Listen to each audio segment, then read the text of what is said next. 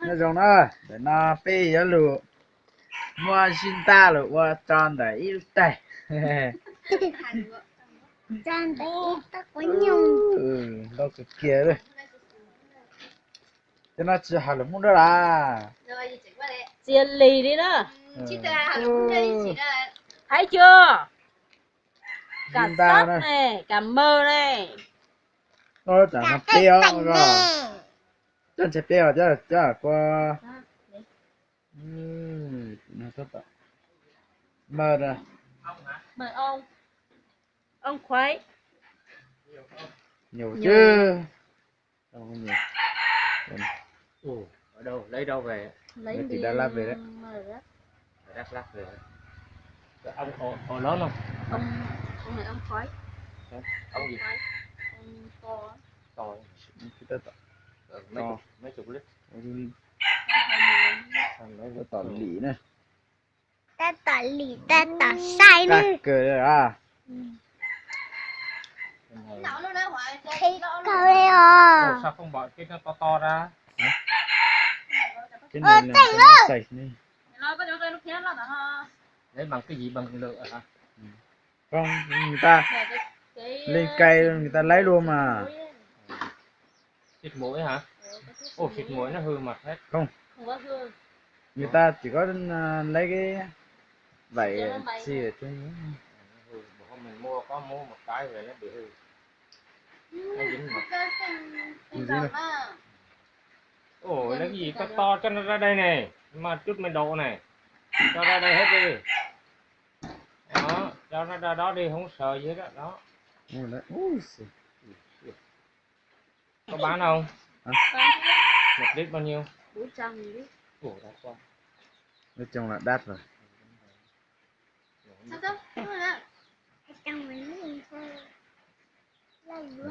la lộn nó cô xỉn nữa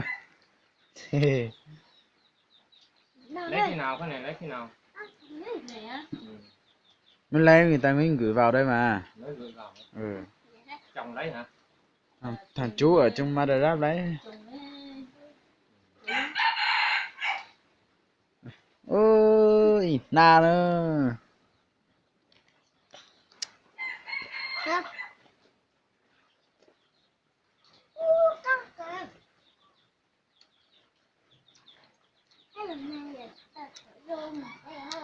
chỉ có thời dưới à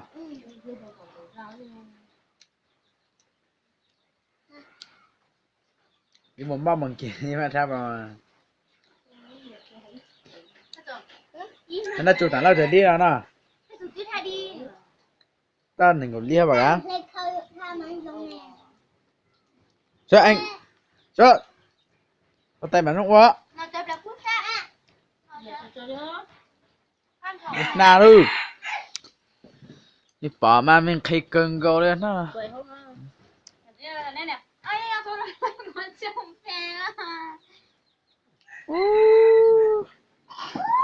就等了痛那么痛那么去日头啊有的呢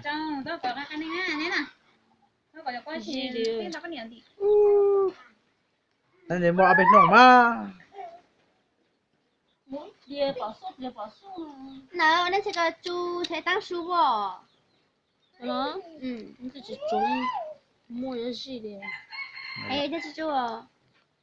vậy cái gì đi Ý chỉ chú bỏ. chỉ trúng Ê, chỉ chú cho cái này lọ.有的是没有，么叫瓜等的喽。哎，么叫的嘛？你只那么当生不？ Này tôi giả chú nữa đấy. Ta tập chú nữa. Ô, lì mà cắt cười. Để sáng họ là tết bằng cú săn Rồi, anh luôn. chơi cái hậu tải này cái tao không hiểu. Cú săn to. Giờ kìa. Cú săn to. Cái gì lo cái hậu mà. Đó là to. Không sao là cái cột tầng mà kìa. Chú sĩ bao kìa. Tôi thấy cái cột tầng. Ngon chưa? Nó cú săn thì ở chỉ phụ có tí mà cái to gì. Giờ kìa. Chính nó. nó cái lọ liều À, không có. Ồ lú ya sử sao. Thì nó là giấy liệt đi cho nó. Liệt đâu của. Có mấy đi sắp buồn có yếu tao mà. Có vô tao. Ừ. Ồ lú ta chỉ chỉ bảo được thở nó luôn cái này. Mình chỉ lo đây là. Cái nào hỏi gì đây? Hay luôn lia mạnh chăng à? Cái hai lần phong raอยู่ว่า YouTube hai lần phong ra. Tôi YouTube bây giờ. Rồi, phải ta cũng hay rồi đi thôi à. Thì hai cha, thì cho cha đấy mà hai lần phong nó có hai lót tàn chơi mà. Ô, chỗ lên. À cực kia đó. Cắt chả zin ta thì cho nó luôn. Hay luôn cam, bỏ cái sim bỏ lên sim ta rồi nó. Nó có giờ cả thì có tao. Rồi nó mà cắt cầu lên. Cắt ta. Muốn lúc nhiều lời tỏ cái đấy mình số khổ lọc cái số. Long ơi. Cho nên nhiệt tay ta ổ quá. Thì tay ô lộ sim ta ơi. Ê, tại cái này tứ này nó dài cứ xía à. Vậy nhiệt tay rồi. Tay nó mà tắc cười. Để mà nó ít chiều nhẹ đó.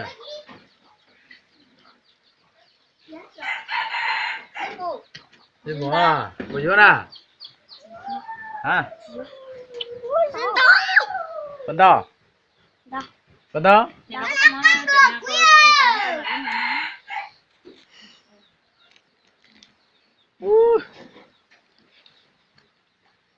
cái tao Vậy tôi chắc củ à? Anh xuống đây em đang sao đang hả? Rồi vậy tôi vô ao nhãn này. Y tổ này mà dưới chiều.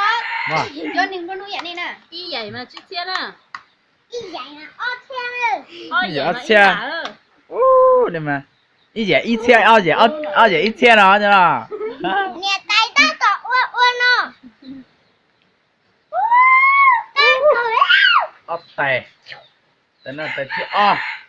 Rồi. Tay nó tay. Rồi. Tay chữ O này. Tay thiết bị uốn tỉ nữa. À, bà đang sợ trấn tuần cái tôi hả?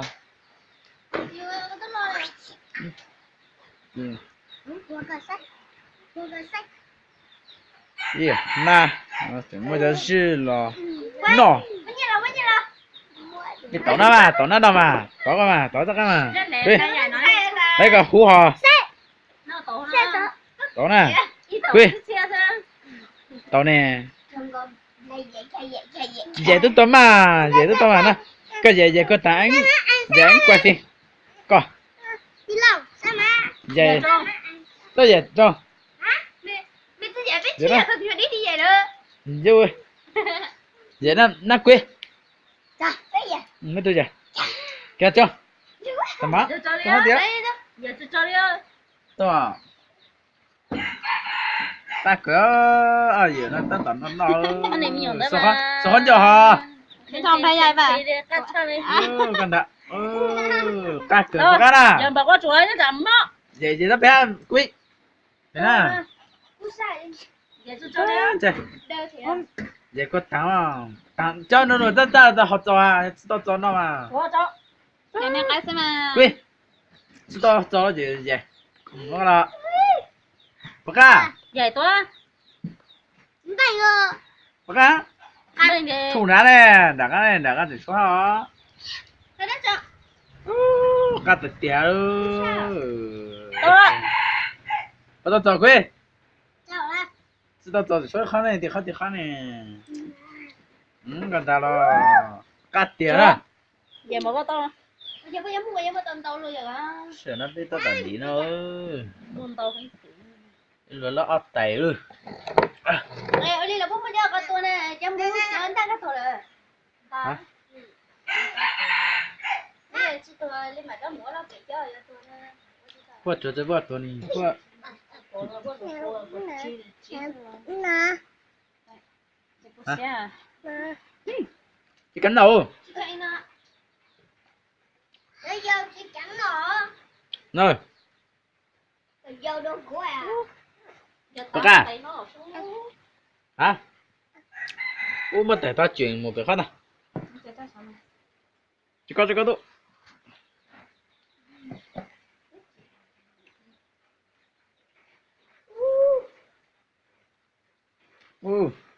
Đâu cần gọi lên từ sáng dưới mà. Ủa sao tông rau củ rồi? Như giá. Từ sáng tông rau củ mà ít tại lốp bột xe ra. Ít chiều nữa. Bắt tàng gấu nào. Sao tông rau củ mà cũng gửi cho chân luôn á. Ít tay mình gặp chiều nữa. Lốp bột xe, y lít. Cú từ sao tông ya? Sản lâu ở sản châu. Cho qua. Cả đi cho cả.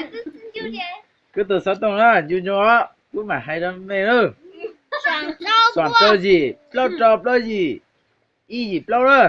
Em không sao tông to mà. Cú mà sao tôi đam mê nữa. Cho nó xin ta đó.